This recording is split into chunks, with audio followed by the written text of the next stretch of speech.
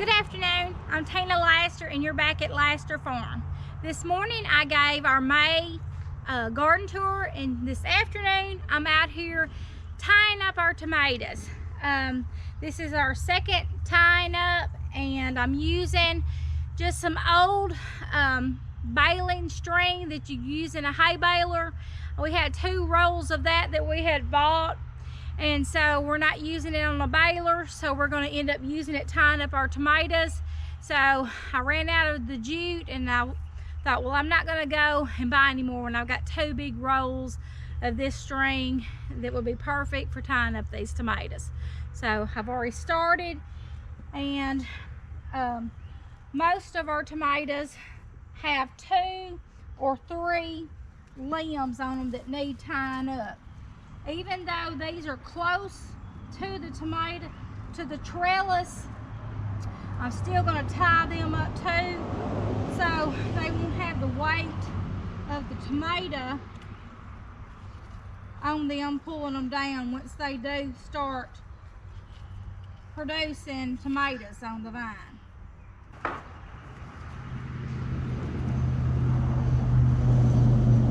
So all I'm doing is just wrapping it around the tomato, and I'm just doing like a loose slip knot so the plant will have room to grow.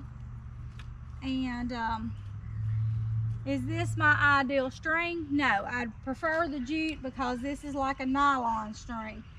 And could it cut into our tomatoes? Possibly, but am I worried about it? No, because any string that you use can possibly cut into your tomato. So I'm just tying them up here as close as I can get them to this trellis.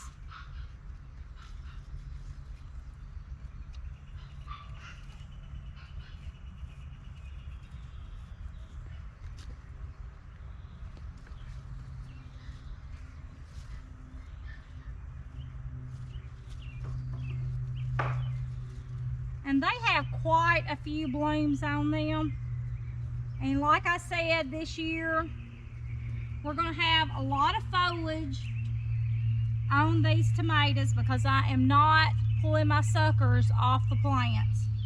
I am letting them grow, and I'm going to let them try to produce as many tomatoes as they possibly can. So we'll just see. We'll see how that goes. In times past, I've always pulled my suckers off, but this year I'm not going to do it. I'm going to see how well they produce for me.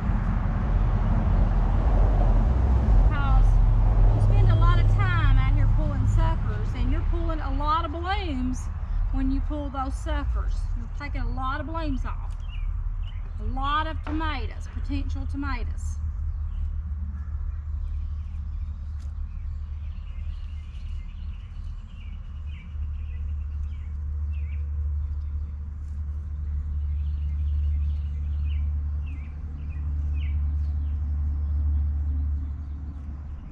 These tomatoes are 3 weeks old, and so they have done great for 3 weeks.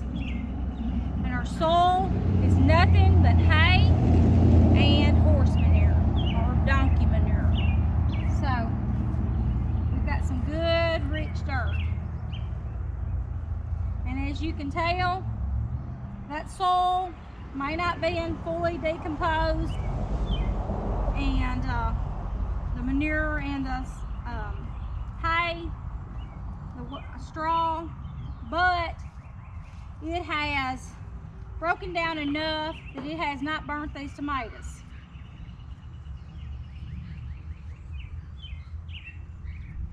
And I do not plan on putting any type of fertilizer, you know, just that natural horse manure / donkey manure that we would have in our soil already. I'm gonna go over here and I'm gonna cut some more string.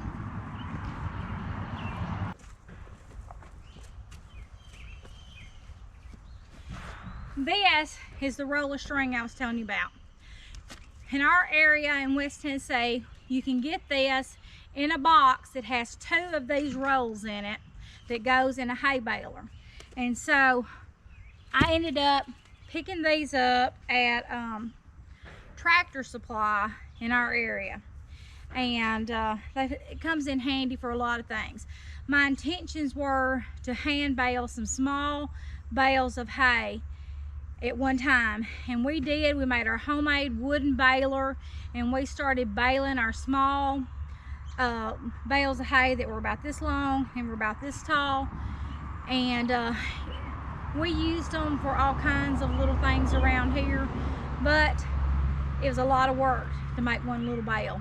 So we decided not to do that, not to bale our own little hay.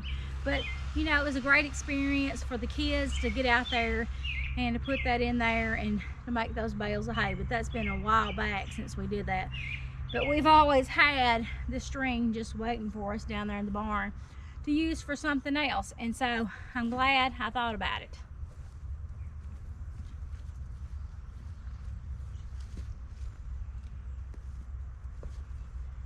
I always like to use what I've got around the farm.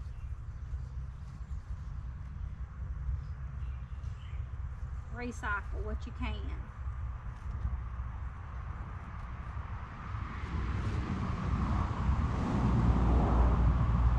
I think I'm gonna make these slip knots just a little bit tighter. Seems like they're wanting to slip a little bit over the 2 leaves here, the limbs.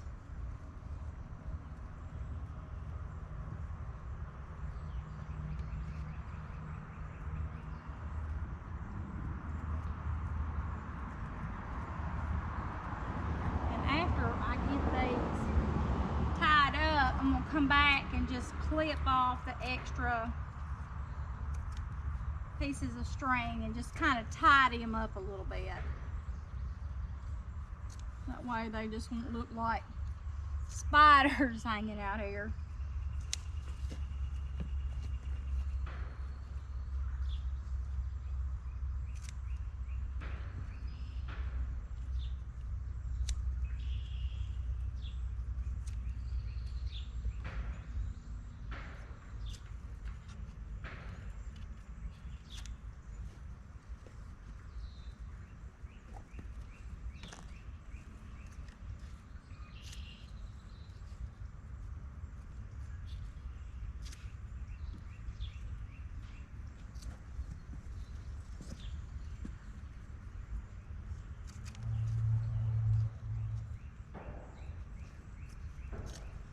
Okay, well, I'm gonna get these tidied up and then I'm gonna bring you back and let you see what it looks like when we're finished.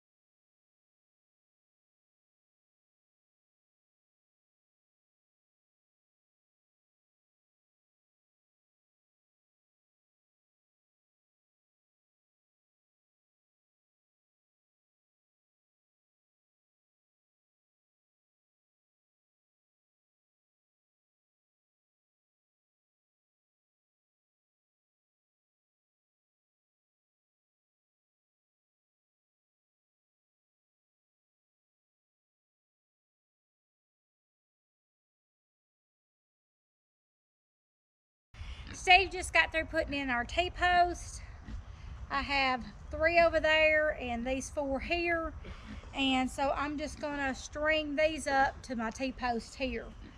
And hopefully they won't get taller than my T-post. But if they do, you know, we'll have to do something different. But as of right now, I think this is gonna work for us.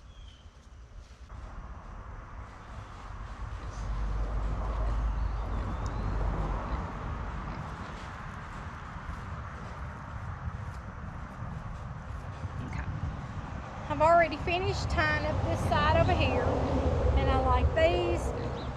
And there's 1, 2, 3, about 4 or 5 more tomatoes over there of the rugger I need to tie up to the other T-post. But I'm gonna get these tied up, and I really did not want to work on tying up my tomatoes today. I really wanted to get over there and get started on the front porch to my little tool shed. That's what I really wanted to do. And there's nothing fancy about my tying around these T-posts. I'm just getting them pulled up, and I will definitely have to keep coming back and tying more up to the T-post. But I tried to get a really good, thorough sweep of each branch when I'm tying up the first or the second time. Now, there is more tomato plants here than there are T-posts. And I had several T-posts, and I have no idea what has happened to them. And so I am just going to share this T-post with 2 different tomato plants and see if that will work.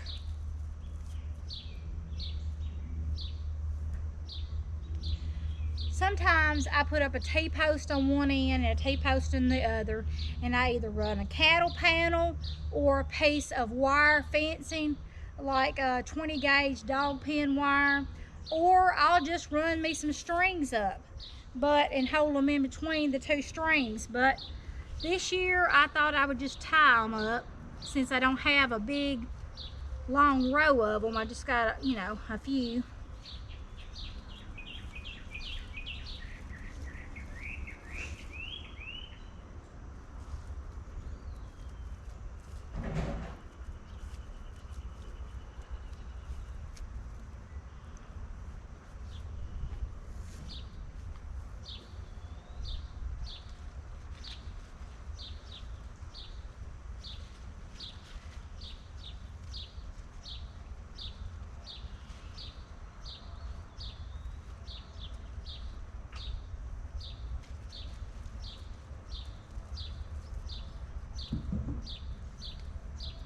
I'll wrap this around here a couple of times. That way it won't slip off my little, there's little barbs on this other side of the T-post that will keep your string from slipping down the post. Like this right here. You might can see them sticking out.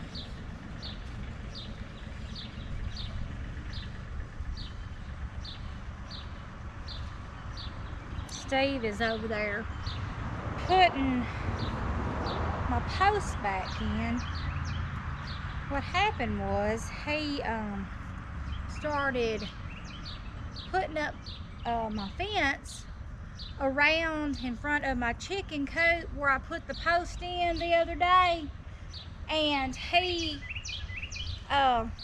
got the cattle fencing. He thought I wanted that because, you know, it's heavier duty and their squares are just, you know, they're good and small. It's like for goats, and, you know, it keeps the chickens in and all that.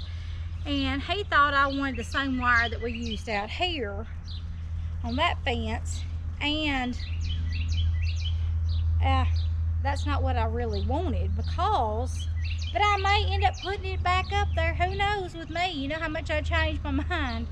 But the thing is, I only had 2 of those posts. Well, I say 2. One of them I know for sure was only in the ground 6 inches because of there was a big root. You know, I went out pretty good ways with my concrete, and I knew that I wasn't going to stretch that fence. And you know, men, they like to get out there and they like to stretch it and do it right. But anyway, it was going to, they put it out there and started stretching on it. And of course, it broke that post. And you know, I didn't have my hummingbird feeder post, that 2x6, not 2x6, that 4x6 post. I did not have that concreted in. If I did, it wasn't very much. I can't remember if I concreted it in or not. I really don't think that I did.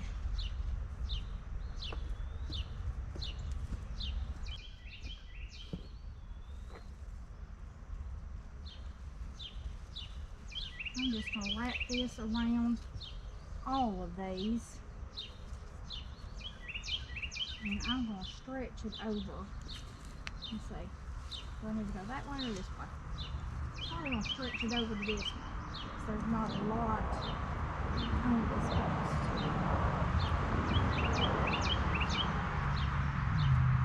And no, this orange string does not look pretty. It does not look pretty tying your tomatoes up. So, I'm not sure if I'll use it next year. It just depends if I get desperate and don't break down and buy any more jute string.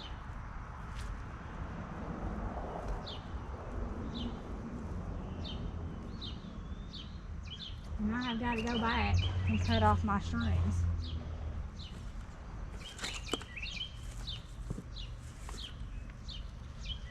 I'm going to put this one on the bottom of this one.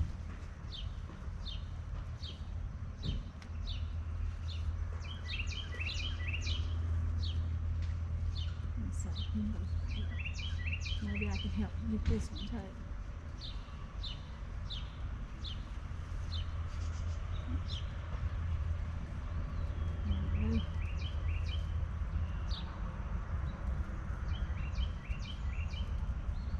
Alright. I think I like one more, at least one more. Well, there's some there too I need. Let me get some more string.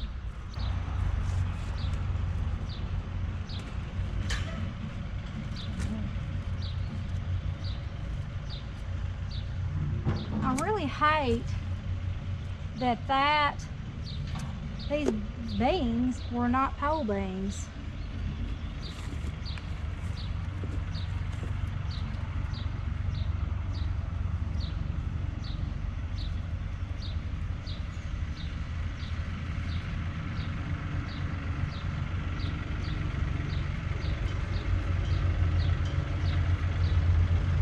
And it wasn't something that I labeled. It was something that I got at a local feed store. It was bagged up by the feed store.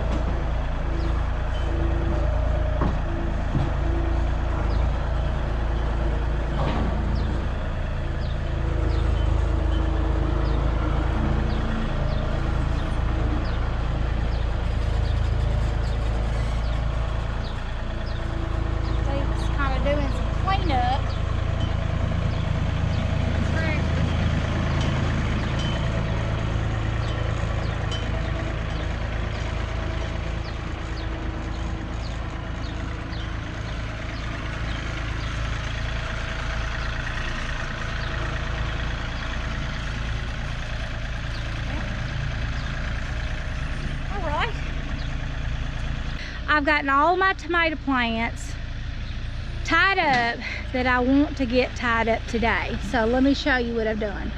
Okay, you saw me tie these up. I got all those except for that one. I'm gonna have to get another stake to stake it off. They're tied up. And well, I say all. I still have these over here that I've got to get over here and do. But I am burning up out here. I am sweating. I'm covered in green tomato. But this is how it's looking over here. It looks like a hot mess right now because they're all tied up and all bent over out of shape. But these will start coming out, growing up more, and then we'll have to tie them again. So we're already up, you know, going to the third little run, and then we got 3 more to go. So we'll see how these turn out. And so far, so good. Now they're loaded with blooms. Maybe not as much as I'd like for them to be, but you know, we just got to give it some time because it's only 3 weeks into this and they're looking great. So I am really thrilled with what I've gotten done today. And here's these on the back side, all tied up. So, and these over here, I have not done anything. I haven't done anything to these, but look at these 100s, how they have spread out. And I don't think that I'm going to do anything to them. I'm thinking I'm just going to leave them and let them just fall where they may and just make their fruit right there. Those 100s, it's hard to keep those tied up without them just wanting to go everywhere anyway. They turn out to be such a big, beautiful plant every year.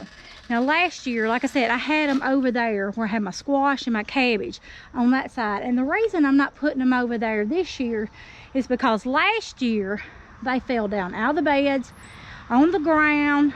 They came down on the ground and then about 3 or 4 foot out. And Steve and I were going to be working over there putting up a new fence. And so I didn't want these, in case they got as big as mine last year, I didn't want them sprawled out all over the place. But anyway, got these tied up and I'm about ready to finish up my last 3 or 4 over here. And then I think I've got a few other things that I need to do out here. I may or may not. May wait till in the morning to get out here because it is hot. And I'm itching from these tomatoes and I need a bath. And I'm green. I don't know if you can see it. I'm green. But Steve said I have a green thumb. But anyway, I thank you for joining me out here tying up my tomato plants. And if this is your first time tuning in to Laster Farm, thank you for watching and following along. And I would love it if you subscribe to my channel. We're at 100 right now.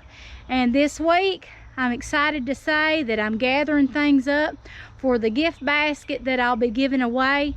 And then we're going to be going to 200, and then I'm going to give something away at 200. So please subscribe to my channel. I'm going to post the gift basket on one of my videos, and on that video I'd love for you to leave a comment that you want to be registered to win the gift basket, because some of you that are on my channel, I cannot see whether you're subscribed or not.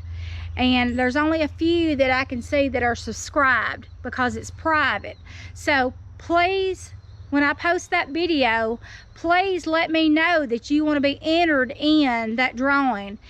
And you can only do it through my YouTube channel, not my Facebook account. So please, when I post that video, comment under that video. And I'll remind you again on that video, because I want you to enter for a chance to win this gift basket.